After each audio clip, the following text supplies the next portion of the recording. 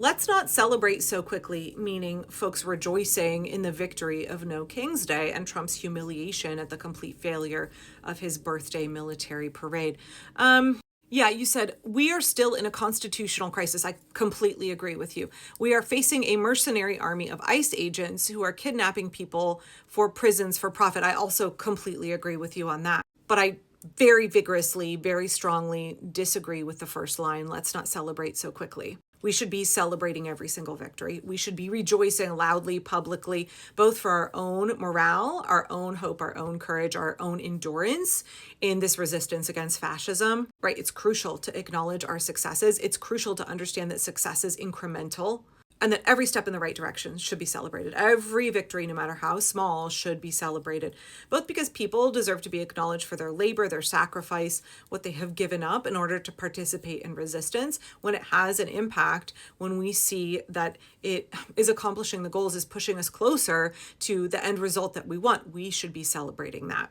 But also because the more we rub it in Donald Trump's face, the more he is likely to have a crash out and overplay his hand even more. He overplays his hand all the time, right? A lot of what we saw in California, there's a lot of speculation that that was in response to Trump being humiliated and being called taco. Trump always chickens out, as well as his multiple losses in the court, especially against Harvard. And look how poorly California is going for him. That was a foolish move on his part. And also, the more that we celebrate our victories loudly, vocally, the more that we show all of the pillars of support under Trump, those institutions, corporate media, big law firms, members of the military, members of law enforcement, the more politicians, the more we show all of them that, hey, we are committed to this. And also, look at your boy and what a failure he is. Look at how millions and millions of people are mocking him. Look at how millions and millions of ordinary people stood up against him. And that is just going to continue to grow and grow and grow. The resistance is growing, and you should pay attention. We should be congratulating ourselves for every victory. We should be celebrating every step in the right direction. We should be supporting each other as folks are trying to take risks and are trying new things for the first time, or stepping out in resistance for the first time.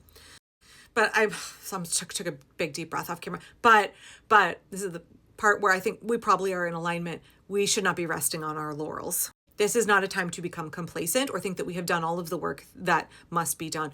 As I said in a video earlier today, nobody thought that No King's Day was going to result in Donald Trump stepping down, the day after. That wasn't the goal of the protest. And when we are looking at what an effective resistance needs to be engaged in, it's not just one march and then another march. It is a complex series of events and skills and actions, forms of resistance that we all need to be engaging in on literally a daily basis.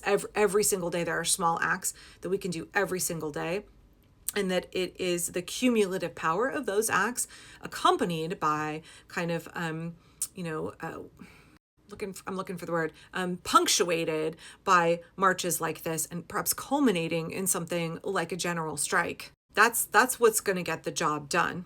It's the small actions we engage in every day to work at eroding the pillars of support. It's also the big marches that further erode those pillars of support and show the whole world, like, hey, the resistance is here. We are growing. We are strong. We are powerful. We are determined. You better stop thinking that Trump is inevitable and start thinking about the era of post-Trump accountability that is coming for you. And the longer you continue to uphold him and the more and more people that rise up, guess what? It's going to go worse for you.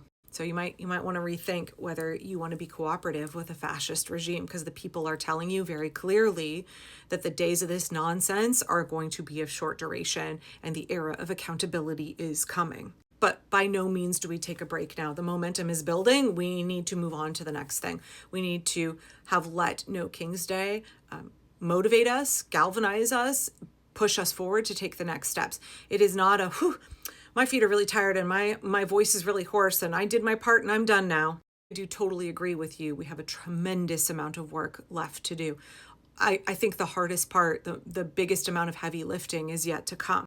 But for me, what I'm seeing come out of No King's Day is that people are ready for the next step. People are ready to make the sacrifices. People are determined now to do what it takes. People understand the assignment a little bit better. And No King's Day said, hey, come on board, and then we're going to help you level up. And folks were like, cool, I'm here, I'm ready. Show me what to do next. So I don't think that people are resting on their laurels. I really don't think that anybody's doing that. I think that people understand the severity of the situation, and they now have a more earnest desire to get busy doing the things that are going to stop this nightmare that we're all living in. But at the same time, we should be celebrating every victory. We should be celebrating every step in the right direction.